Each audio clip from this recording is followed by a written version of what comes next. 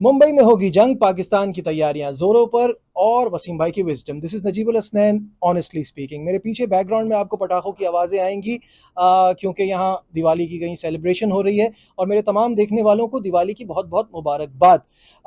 Series तो हाथ से गई, लेकिन वर्ल्ड टेस्ट चैंपियनशिप का फाइनल अब दांव पर लग गया है। तो मुंबई में कल से शुरू होने वाला सीरीज का तीसरा और आखिरी test match between India and New Zealand Bharat के लिए बहुत अहमियत का हामिल है।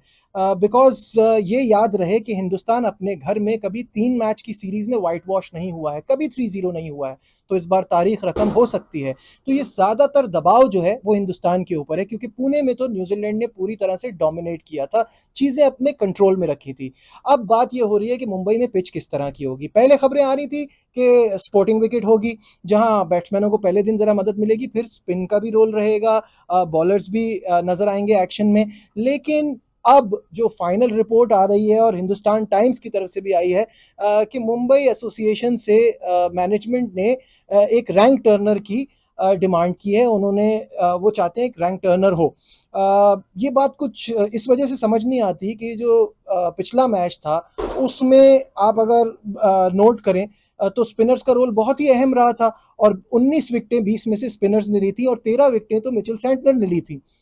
उसके बावजूद ये बातें करना, it seems like they want to go for a tried and tested formula, यानी टर्निंग विकेट बनाएं, स्पिन विकेट बनाएं और वहां पे कंट्रोल करें। लेकिन रैंक टर्नर विकेटें जब जब बनी है रिसेंटली, क्या रहा है रिजल्ट और कैसी रही है परफॉर्मेंस इंडिया की तरफ से, स्क्रीन पर आपके सामने आ जाएगा वो record.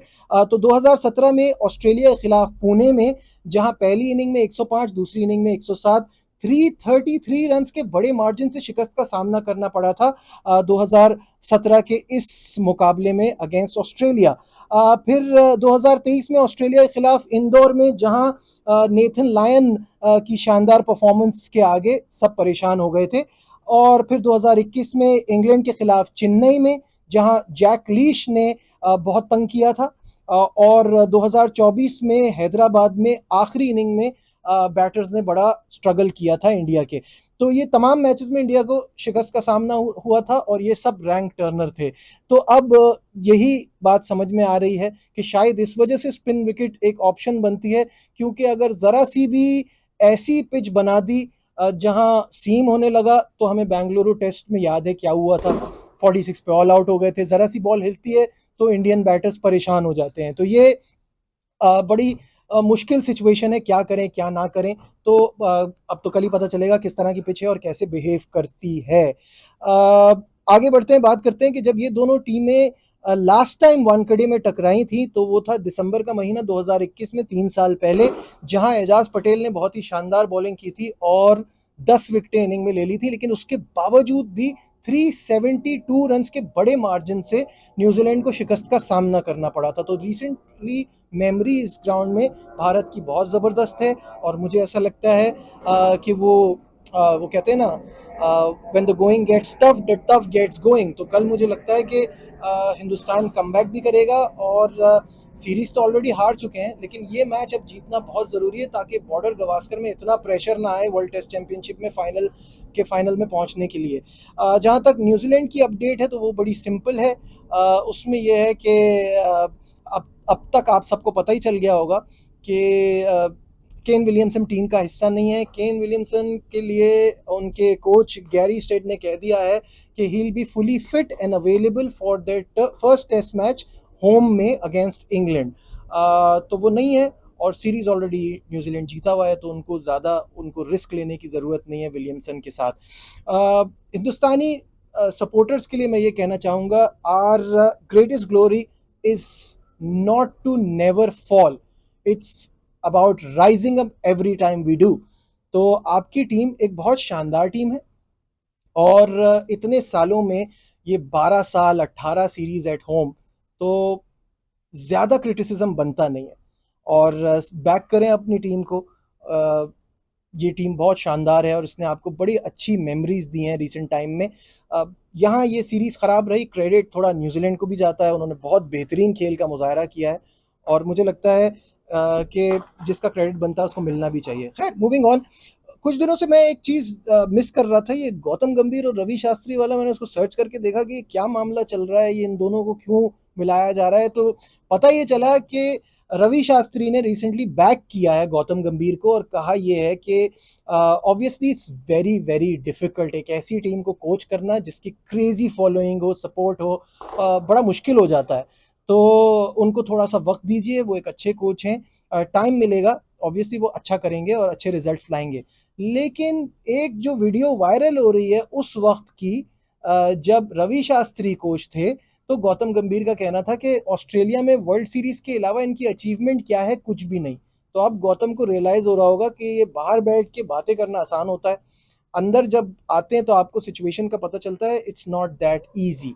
But still I think Gautam का बड़ा क्रिकेटिंग माइंड है और मुझे लगता है कि वो भारत को जिताएंगे आगे और बहुत सारी अचीवमेंट उनकी कोचिंग में आएगी।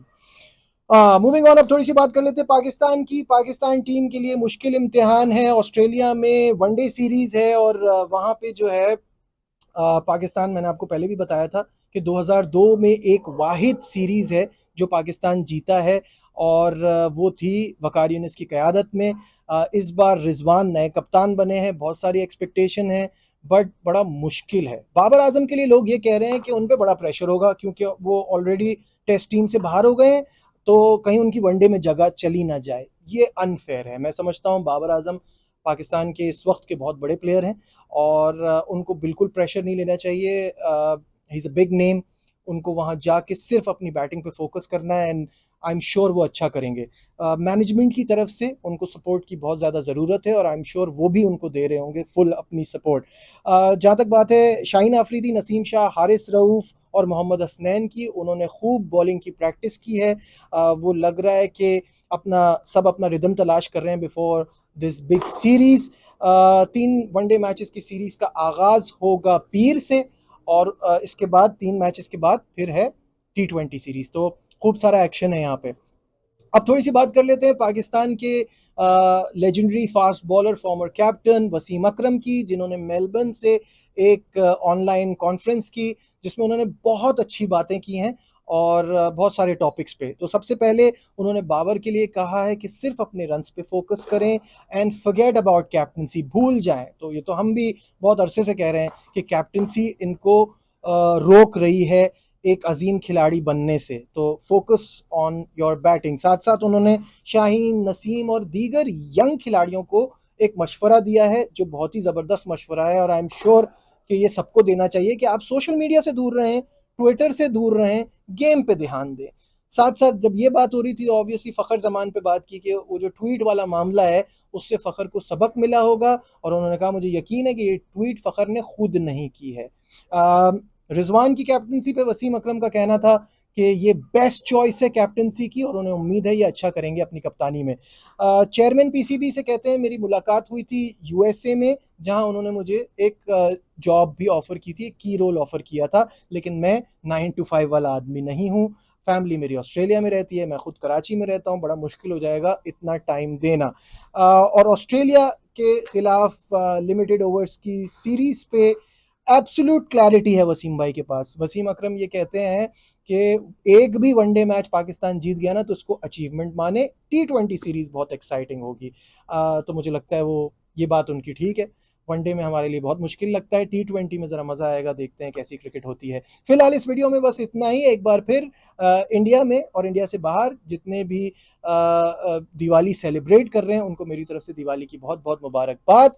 लाइक, शेयर, सब्सक्राइब, देखते रहिए नजीब अल हसनैन ऑनेस्टली स्पीकिंग। बाय।